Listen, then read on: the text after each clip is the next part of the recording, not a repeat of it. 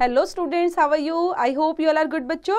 So today we are going to start our new and very important chapter बच्चे which is based on direct and indirect speech.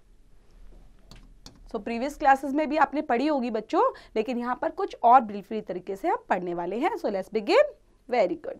We can quote somebody's actual words. For example, her friend said to her, "We can go to picnic today." When we quote somebody's actual word, it is called direct speech or direct narration. Indirect speech, the exact words to the speakers are shown within the quotation marks as. Okay. However, we have to report somebody's words to other quite often, which we can do for molding them according to us. For example, the above sentence can be used as follows. Her friend told her that they could go to picnic that day. Here, the words of the speakers have been molded to suit reporting. When we do not use the actual words of the speaker but express his statement in other words without changing the meaning, it is called indirect or reported speech.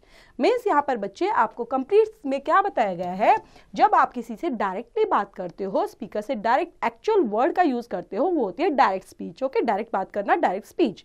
लेकिन उसी बात को आप speaker की बात को किसी और के आगे मोल्ड करके एक्सप्रेस करते हो स्टेटमेंट को, लेकिन उसके अंदर वैसे चेंजेस नहीं करते. आपको जो चेंजेस करने होते हैं एग्जैक्टली वहां पर होंगे, लेकिन एक्चुअल वर्ड उसके चेंज नहीं होंगे. सो इनडायरेक्ट को थर्ड पर्सन के पास जब पहुंचाया जाता है तो उस स्टेटमेंट को हम इनडायरेक्ट स्पीच के नाम से भी जानते हैं. सो यहाँ पर और क्लासिफिकेशन दिया गया है बच्चे डायरेक्ट स्पीच और नरेशन को. डायरेक्ट स्पीच बोल सकते हो आप, नरेशन बोल सकते हो, बोथ आर सेम.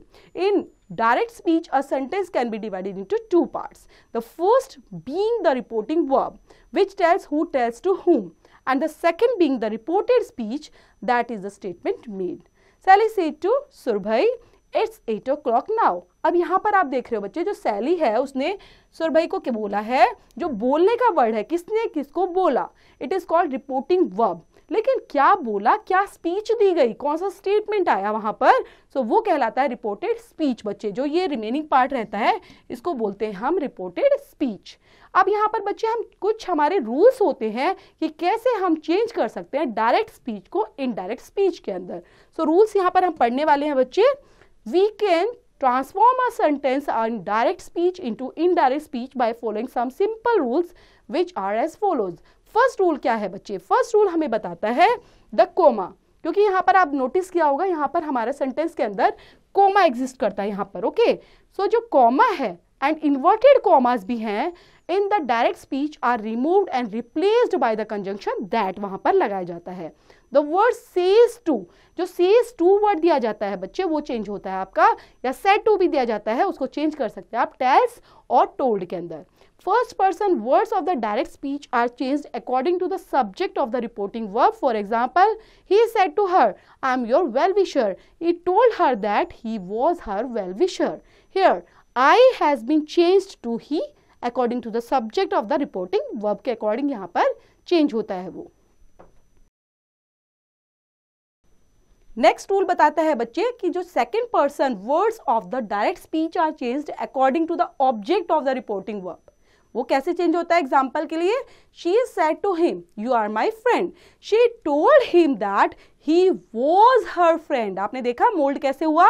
हेयर जो यहाँ पे यू दिया गया है, you has been change to he according to the object of the reporting verb change हुआ है. Next is the third person words of the direct speech are not change. Third person वहां पर change नहीं होता. Next, the verb of the reported speech is suitably molded to suit the new subject. New subject के according जो वहां पर suit करती है उस अकॉर्डिंग उसको मोल्ड कर दिया जाता है. Like Tisha said to Sanchit, "I'm in your room." Tisha told Sanchit that she was in his room. Here, am has been changed to was, which is according to the new subject वहां पर लगा दिया गया है. Okay, सो ये भी याद रखेंगे, आपकी मेन हेल्पिंग वर्ब भी यहाँ पर चेंज होती रहेगी बच्चे. Reporting verb in the present और फ्यूचर टेंस के अकॉर्डिंग. रिपोर्टिंग वर्ब अगर आपकी प्रेजेंट और फ्यूचर में दी गई है बच्चे तो क्या क्या चेंजेस होंगे और किस तरह से हम उनको बना पाएंगे इनडायरेक्ट स्पीच में.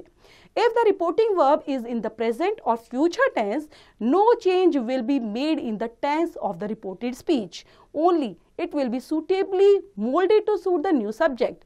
He has to you. I'm going home with you, present continuous tense. He tells you that he is going home with you. So ये बन गया है बच्चे present continuous tense के अंदर. तो आपने दोनों में देखा यहाँ पर कोई भी चेंज नहीं हुआ. says to चेंज हो गया ओनली tells में, और वहां पर इन्वर्टेड कॉमास में सिर्फ चेंज करके लग गया है that. ठीक, और कोई टेंस यहाँ पर चेंज नहीं हुआ है.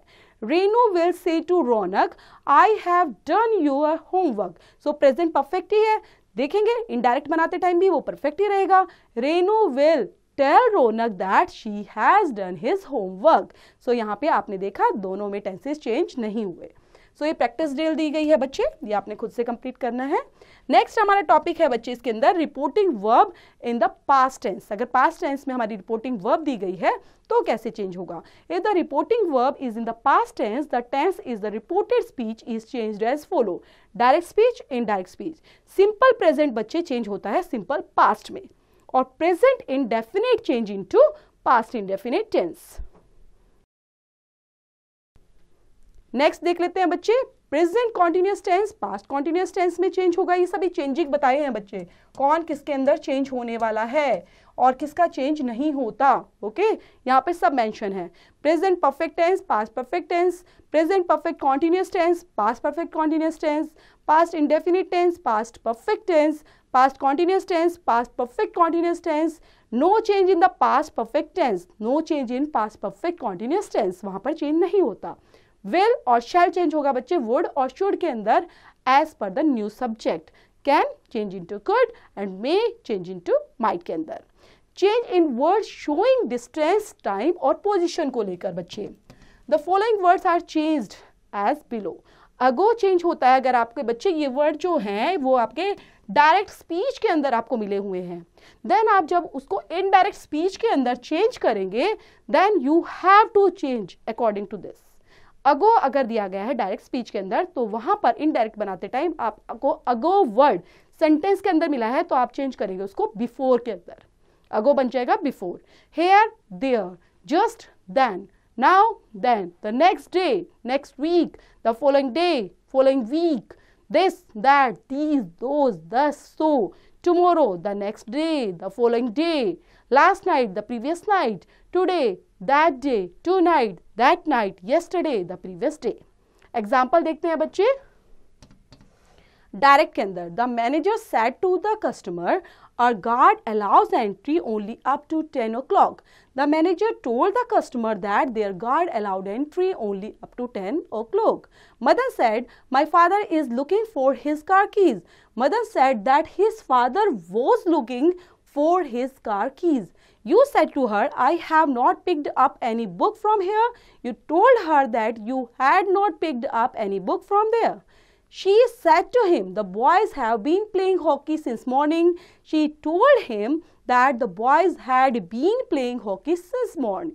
I said to him, your brother wandered in the street aimlessly yesterday. I told him that his brother had wandered in the street aimlessly the previous day. तो yesterday जो चेंज हुआ बच्चे आपने नोटिस किया, yesterday जो change हुआ वो हमारा the previous day में चेंज हो गया है. और देख लेते हैं बच्चे. Meena said to Ankur, my father was recovering well last night. Meena told Ankur that her father had been recovering well the previous night. Rashid said to Gopal, I shall go with you today. Rashid told Gopal that he would go with him that day. The candidate said to the manager, I can do this job perfectly. The candidate told the manager that he could do that job perfectly. The teacher said to the students, you may come in now. The teacher told the student that he might come, go in then. Now change हो गया बच्चे then के अंदर. So उसी base पर बच्चे exercise है. So आपने वर्ड्स और टेंसेस को ध्यान रखते हुए इनको भी चेंज करना है. So यहाँ पर बच्चे फैक्ट्स और प्रोवर्ब्स दी गई हैं, उनको रीड आउट करते हैं. If the reporting speech shows a historical fact, a universal truth, a proverb or a habitual fact, no change is made in its tense, even if the reporting verb is in the past tense. Okay, past tense में भी होगी तभी भी हम इनको change नहीं करते. For example, the teacher said to the students, the first war of independence occurred in 1857. ये historical fact है बच्चे. वॉर तो जब हुई थी तभी हुई थी ना, 1857 को कैसे चेंज कर सकते हैं? टेंस भी चेंज नहीं होगा. सो ऐसे ही हमने इसको इनडायरेक्ट बनाना है. The teacher said to change हो जाएगा टोल्ड के अंदर बच्चे. The teacher told the student that the first world war of independence occurred in 1857. Next है बच्चे, the leader said to the people, the Congress fought for our freedom. Historical fact. The leader told the people that the Congress fought for our freedom. Her brother said the sun is the only source of heat and light in the solar system. ये universal fact है बच्चों. Her brother said that the sun is the only source of heat and light in the solar system. The old man said 2 and 2 make 4. ये proverb है बच्चे, 2 और 2 4 ये होते हैं. The old man said the 2 and 2 make 4. You said to her, I go for a walk in the morning. You told her that you go for a walk in the morning. ये एक habitual fact में आता है बच्चे. Next बच्चे, ये आपकी exercise दी गई है. Change the following sentence into indirect speech के अंदर चेंज करना है. नेक्स्ट हमारा है बच्चे इंटेरोगेटिव सेंटेंसेस क्वेश्चंस पर जो बेस्ड होते हैं. So let's begin. When there is a question in the reported speech, it is changed into the indirect speech as follows. Indirect के अंदर हम क्या क्या चीजें करते हुए इनको चेंज करेंगे. लाइक सेड टू बच्चे, वो चेंज होता है, रिप्लेस हो जाता है आस्क्ड के अंदर और इंक्वायर्ड के अंदर. ओके, सो सेड टू को हम लगाते हैं जब इनडायरेक्ट बनाते हैं, आस्क लिखेंगे, इंक्वायर्ड लिखेंगे. The conjunction that is not used. The question is given the declarative form, that is, it is a made of statement, no mark of interrogation, question mark is used. You have real that questions are of 2 types. आपको पता है ना कि 2 तरह के questions होते हैं. yes no types के क्वेश्चंस होते हैं बच्चे, और second one is WH word questions होते हैं. Then change of yes no type questions into indirect speech के अंदर पहले हम डिस्कस करेंगे. When the reported speech contains the questions of yes no type, the conjunctions if or whether is used. For example, the friend said to her, do you go to picnic every Sunday? The friend asked her if she went to picnic every Sunday. Then full stop. तो आपने देखा किस तरह से हमने simple statement के अंदर उसको चेंज कर दिया है. शांति said to Shalu, have you eaten the whole cake? Shanti asked Shalu if लगाएंगे बच्चे, अब that नहीं लगाना, if लगाना है आपको. she had eaten the whole cake. Next हमारा WH टाइप का है बच्चे. Change of WH questions into indirect speech के अंदर. The WH type of questions begins with questions word such as what, where, when, how, who, which, etc.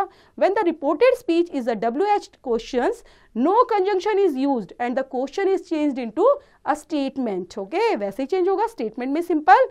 Like example, she said to you, when did you reach Mumbai? She asked you when you had reached Mumbai. The manager said to strangers, what have you come here for? The manager asked the manager what he had gone there for. Next बच्चे यहाँ पर change the following sentence indirect, ये खुद से complete करते चलेंगे. Next है बच्चे कमांड्स, एडवाइस और रिक्वेस्ट पर बेस जो हम चेंज करने वाले हैं इनडायरेक्ट में. If the reported speech contains a command, an advice or a request, it is changed into infinitive. When there is a command in the reported speech, said to is changed into order, commanded और asked में change हो जाता है. Example देखते हैं बच्चे. The policeman said, come here man. The policeman commanded the man, क्योंकि वहाँ पर वो क्या कर सकता है, command ही तो देगा उसको, man को. Commanded the man to go there. When there is an advice in the reported speech, said to is changed into advised or persuaded. For example, the teacher said to the student, you should study regularly because the examinations are near. The teacher advised the students to study regularly because the examinations were near. When there is a request in reported speech, said to is changed into requested, begged or implored. For example, she said to me, please bring me a glass of water. She requested me to bring her a glass of water. तो यहाँ पर भी बच्चे change the following sentence में कैसे आपने direct से indirect बनाते हुए इनको कंप्लीट करना है. तो जो भी एक्सरसाइज आती है वो थोरली कंप्लीट करते रहेंगे. नेक्स्ट है बच्चे प्रपोजल के बेस पर. प्रपोजल कैसे दिया जाता है ना, किसी को हम प्रपोजल देते हैं, सो वहां पर कैसे चेंज करेंगे. If the reported speech contains a proposal, said two is change into proposed और suggested. and the conjunction that is used and let is replaced by should. For example, she said to us, let us reach there first and then talk. She proposed to us that we should reach there first and then talk. The teacher said to the students, let us count our fingers. The teacher suggested to the students that they should count their fingers. तो इस तरह से post करते हुए बच्चे said to को हमने change किया था suggested और proposed में. यहाँ पर भी बच्चे एक्सरसाइज है. नेक्स्ट इज एक्सक्लामेटरी सेंटेंस को आप कैसे चेंज करेंगे. We can divide these sentences into two types. First one is here बच्चे. फर्स्ट रूल क्या है चेंज करने का. Some sentences contain exclamatory words like hooray, bravo, alas, aha, oh, etc. यही तो contain करते हैं exclamatory words. इन्हीं को बोलते हैं. When these words appears in the direct speech, अगर आपको direct speech में ऐसे word मिलते हैं बच्चे, said to is changed into exclaimed with sorrow, exclaimed with joy, surprise, contempt, or exclaimed sorrowfully, joyfully, surprisingly, contemptuously, according to the sense of the sentence, and the sentence is changed into statement. The exclamatory words are removed. वहाँ से exclamatory जो words होते हैं वो remove हो जाते हैं बच्चे वहाँ से. Example, the old man said, ah, I have hurt my leg. The old man exclaimed sorrowfully that he had hurt his leg. The player said, hooray, we have won the match. The player exclaimed with joy, क्योंकि वो खुशी से बोलेंगे और वो word वहाँ से हट जाएगा hooray. Then that they had won the match. Second बताता है बच्चे जो रूल है, some sentence contain wish, prayer, boom और curse को exist करते हैं. In this type of sentences, said to is changed into wished, prayed, cursed according to the sense of the sentence, and the sentence is changed into a statement. The student said, good morning teacher. The student wished her teacher good morning. The saint said to him, may you live long. The saint prayed that he might live long. The poor man said, if I were a millionaire. The poor man wished if he had been a millionaire. So यहाँ पर बच्चे exercise है. तो जो भी chapter से relate करते हुए एक्सरसाइज है वो आपने खुद से कंप्लीट करनी है. थोरली चैप्टर को समझेंगे बच्चे, क्योंकि थोड़ा सा बड़ा चैप्टर है तो थोड़ा सा मुश्किल भी लग सकता है आपको, लेकिन आप पहले समझेंगे विद एग्जांपल के साथ, तभी जो प्रैक्टिस ड्रिल की एक्सरसाइज है वो आपने खुद से कंप्लीट कर पाएंगे.